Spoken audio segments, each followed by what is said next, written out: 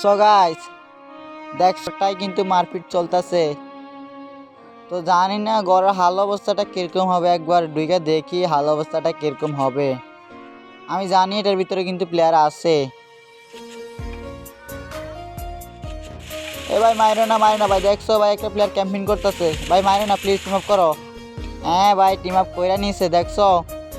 আসলে ভাই ক্যাম্পিং প্লেয়ারদেরকে কিন্তু ভাই আমার একদম পছন্দ না।